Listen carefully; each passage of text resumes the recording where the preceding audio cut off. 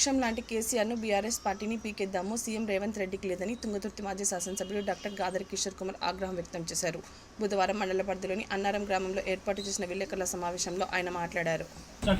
రైతు మోసకారి అయిన రేవంత్ రెడ్డి నిన్న మీటింగ్ లో మాట్లాడుకుంటూ కేసీఆర్ అనే మొక్కని మళ్ళా మొలవనీయాట. ఎవరు మొక్క, ఎవరు మహావృక్షం, ఏ మొక్క ఎక్కడ మొలుస్తుంది, ఏ మొక్కని ఎవరు బలవనీయడనేటువంటి కనీసం సోయి లేకుండా మాట్లాడుతున్నటువంటి ఒక దౌర్భాగ్యమైన పరిస్థితులలో ఒక భావదారిద్ర్యంతో కొట్టిమిట్టాడుతున్నటువంటి వెధవ ఎవడు అంటే రేవంత్ రెడ్డి. ఎందుకంటున్నానంటే ఈ మాట వెధవ అని, ఈ రోజు వరకు పెట్టినటువంటి ఏ మీటింగ్ అయినా దాదాపు ఏడాది కావస్తుంది. అది కాంగ్రెస్ పార్టీ మీటింగ్ అయినా, అది గవర్నమెంట్కి సంబంధించిన మీటింగ్ అయినా, అది పబ్లిక్కి సంబంధించిన మీటింగ్ అయినా, ఏ మీటింగ్ అయినా వాని వాదన ఒకటే, ఆవు కథ లెక్క. అటు తిరగాలి ఇటు తిరగాలి, కేసీఆర్ గారిని తిట్టిపోవాలి. కేసీఆర్ని తిట్టడంతో ఉపన్యాసం తప్ప కేసీఆర్ అనేటువంటి పేరు తలుసుకోకుండా వాని జీవితం స్టార్టే కావట్లేదు. అటువంటి వాడు కేసీఆర్ గారు అనవాళ్ళు ఇప్పుడు చేస్తాడు. ఎట్లా సాధ్యమవుతుంది? తెలంగాణ రాష్ట్ర ఏర్పాటు, తెలంగాణ జాతిపిత, చావు నోట్లో తలబెట్టి తెలంగాణ సాధించి 10 సంవత్సరాలు నిర్విరామంగా శ్రమించి అత్యద్భుతంగా తెలంగాణను అభివృద్ధి పదంలో తీసుకుపోయి తెలంగాణ అభివృద్ధి రేటును పెంచి, వృద్ధి రేటును పెంచి, వ్యవసాయ వృద్ధి రేటును పెంచి నా ఒక్క తుంగతుర్తి నియోజకవర్గంలోనే దాదాపు 1,20,000 ఎకరాలకు గోదావరి జలాలను తీసుకొని వచ్చి 12 లక్షల టన్నుల కెపాసిటీతో ఉన్నటువంటి వడ్లను పండించేటువంటి ఒక మంచి రైతు బిడ్డగా కేసీఆర్ గారు ముఖ్యమంత్రిగా పనిచేస్తే ఆయన ఆనవాళ్ళు ఎప్పుడు చేస్తా అంటాడు. ఆయన మహావృక్షం రా నాయన, మరిచెట్టు కంటే ఎక్కువ. ఆ మరిచెట్టు కింద ఊడ గిడ అంటారు, నువ్వు ఊడ కాదు. తులసి వనంలో గంజాయి మొక్క లెక్క రేవంత్ రెడ్డి అంటాడు, వాడు గంజాయి మొక్క. కాబట్టి ఏదైనా పీకాల్సినటువంటి పరిస్థితి వస్తే మనం దేని వీకేస్తాం? కలుపు మొక్కను వీకేస్తాం. ఆ గంజాయి మొక్క, కలుపు మొక్క అయినటువంటి రేవంత్ రెడ్డి గారిని పీకడానికి ప్రజలందరూ రెడీగా ఉన్నారు. నువ్వు మూసికాడికి సెక్యూరిటీ లేకుండా పోయినా, ఏ వడ్ల కళ్ళల కాడికి సెక్యూరిటీ లేకుండా పోయినా, బట్టలు కూడా తీసి తన్ని తరిమేసేటువంటి పరిస్థితి నీకున్నది. ఇప్పుడు పెద్ద పెద్ద పొడుగు మాటలు మాట్లాడుతున్నావు కదా, నువ్వు బయటకు వస్తే నిన్నే కొట్టి తరిమేసేటువంటి పరిస్థితి, నీ మొక్కనే పీకేసేటువంటి పరిస్థితి, నీ లాగునే పీకేసేటువంటి పరిస్థితి ఈరోజు తెలంగాణలో కనపడుతున్నది.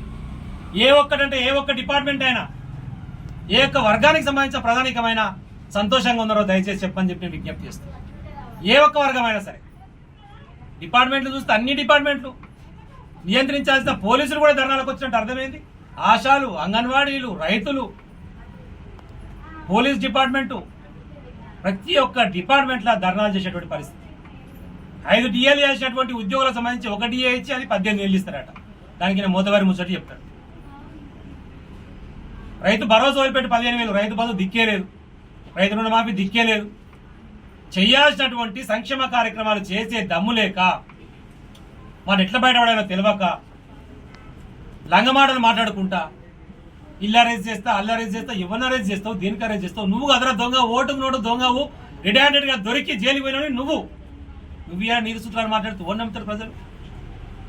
ఎందో కేసీఆర్ గారి కంటే గొప్పగా చేస్తావు అనుకోని పొరపాటున నమ్మి ప్రజలు నీకు ఓటేసి గెలిపిస్తే వాళ్ళ రక్తం తాగుతున్నటువంటి పరిస్థితి. ఏడికి పోయిన ఒకటే చర్చ, ఎవరిని మందలించిన ఒకటే చర్చ. పోయి ఇప్పుడు నేను ఊళ్ళో తిరుగుతుంటే కూడా, సార్ వీడిని 4 ఏళ్ళు భరించాల్సిందేనా సార్, మధ్యలో కూడా వీడు వాళ్ళు అడిగే ప్రశ్న, మరి ఎట్టరా 5 ఏళ్ళకి కోటేస్తే మీరు 4 ఏళ్ళకి మధ్యలో ఎట్ట పోగొట్టాలి, మనం ఏం చేద్దాం? మనం ఏడాది కాలంలోనే నీ దినాలుని సాగు కోరుకునేటువంటి పరిస్థితి తెలంగాణ రాష్ట్రంలో వచ్చింది అంటే దయచేసి ఆలోచించుకో అంటున్నా. ఎందుకు ప్రజలు ఇట్లా అంటున్నారు, నన్ను ఎందుకు ఇట్లా తిట్లు తిడుతున్నారు, నా కుటుంబాన్ని తిట్లు తిడుతున్నారు, ఎందుకు తిడుతున్నారు, నేనేం మార్చుకోవాలి, దానికి ఏం చేయాలి? కేసీఆర్ గారి గుర్తు లేకుండా చేయాలంటే కేసీఆర్ గారి కంటే గొప్పగా చేసే ప్రయత్నం చేయాలి. కేసీఆర్ గారి మీద ఇష్టం వచ్చినట్టు మాట్లాడితే జరగదు. అది మాట్లాడాలో నీకంటే ఎక్కువ మాట్లాడవచ్చు. నువ్వు లంగమైనా, దొంగవైనా, వెధవైనా తెలంగాణ రాష్ట్రానికి ముఖ్యమంత్రివి కాబట్టి నేను గౌరవించాల్సి వస్తుంది. దిక్కులేదు, ఆ పదవిని చూసి గౌరవించాల్సి వస్తుంది. కానీ నువ్వు మాత్రం పిట్టల దొర లేక తుపాకి పట్టుకొని తెలంగాణ ఉద్యమకారుల మీద కాల్పు వేసిన నువ్వు ఇలా తెలంగాణ గురించి మాట్లాడు. సోయి ఉంది అసలు నీకు? ఎక్కడ పోయింది? బస్సుల గురించి మాట్లాడితే, ఫ్రీ ఛార్జీల గురించి మాట్లాడితే సప్పుడు లేదు, మళ్ళీ 7 వరకు వాళ్ళకి పైసలు ఇవ్వలేదు. 200 యూనిట్ల గురించి మాట్లాడితే దాని గురించి సప్పుడు లేదు. రైతాంగం ఈరోజు వడ్ల కొనుగోలు కేంద్రాల అమ్మకానికి పోతే మొత్తం ఒకటే ఎగ్జాంపుల్ చెప్తున్నాను. నేను మామూలుగా మాట్లాడిన ఒక దగ్గర ఏం జరుగుతుందా మా మండలంలో, ఆ మండలంలో చెప్పిన రిపోర్టు మొత్తం నియోజకవర్గం మొత్తం కలిపి కూడా 78,000 కాలేదు సార్ క్వింటాలు. ఒక మండలంలో అయ్యేది మన 9 మండలాలు తుంగతుర్తి నియోజకవర్గం, ఒక మండలంలో అవుతుండే మనం ఉన్నప్పుడు 9 మండలాలు కలిపి కాలేదు అన్నాడు. అంటే అర్థమే ఎందుకు ఇస్తలేరు రా అని రైతుని అడిగినాం. ఏమైందా ఎందుకు ఇస్తలేరు? వాడు రైతు బంద్ ఇవ్వకపోయా, రైతు రుణమాఫీ ఇవ్వకపోయా, మా ఓట్లు పుచ్చుకున్న గవర్నమెంట్ కమ్మినా వాడు పైసలు వేస్తారు, మాకు నమ్మకం లేదు సార్, ఈ పైసలు కూడా వాడు వేసుకొని పోతారు రేవంత్ రెడ్డి గారు. అందుకని తక్కువగా ఎక్కువ మేము మార్కెట్ పోయి అమ్ముకుంటున్నాం, మాకు రైస్ మిల్ అక్కడ అమ్ముకుంటున్నాం సార్, ఏం చేస్తాం మా బాధలు అంటే. ఇప్పటి వరకు లేదు. రైస్ మిల్లర్లను బ్లాక్ మెయిల్ చేస్తున్నాం, బ్యాంక్ గ్యారెంటీ పెడితేనే మీకు దింపుతామని చెప్పేసి వాళ్ళని బ్లాక్ మెయిల్ చేస్తున్నాం. గతంలో ఇచ్చినటువంటి ప్యాడీ తిరిగి ఇస్తామని చెప్పి కాంట్రాక్ట్ ఇచ్చి 1500 కోట్ల స్కామ్ చేసినాం. మూసీ ప్రక్షాళన గురించి మాట్లాడితే మేమేదో వ్యతిరేకం అన్నట్టు. మూసీ ప్రక్షాళన ప్రారంభించిందే బీఆర్ఎస్ పార్టీ, కేసీఆర్ గారు, కేటీఆర్ గారు. మేము పెట్టినటువంటి బడ్జెట్ 16,000 కోట్ల రూపాయలతోని మూసీ ప్రక్షాళన కోసం మేము బడ్జెట్ పెడితే ఈ రోజు నువ్వు 1,50,000 కోట్లు అంటున్నావు. ఎట్లయితుంది అని అంటున్నా నేను. అది తప్పు, అది స్కామ్ అంటున్నాం. 2,500 కిలోమీటర్లు ఉన్నటువంటి గంగా నదిని పరిశుభ్రం చేయడం కోసమేమో 40,000 కోట్లు 2 సంవత్సరాలకు పెట్టింది కేంద్ర ప్రభుత్వం. ఇప్పుడు ఉన్నటువంటిది 150 కిలోమీటర్లు అయినటువంటి మూసీకేమో 1,50,000 కోట్లు అంటున్నాం. ఎట్లయితే అంటున్నాం.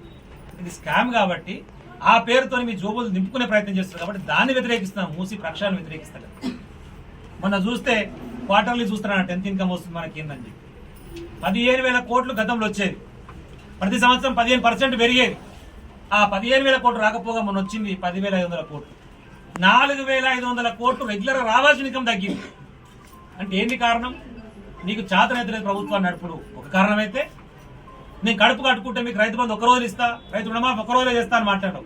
అప్పుడు మేము కడుపు కట్టుకొని పని చేసినాం. అందుకనే 15,000 కోట్లు గవర్నమెంట్ రెవెన్యూ వచ్చింది 3 నెలల్లో. కానీ ఈ రోజు ఆ 4,500 కోట్లు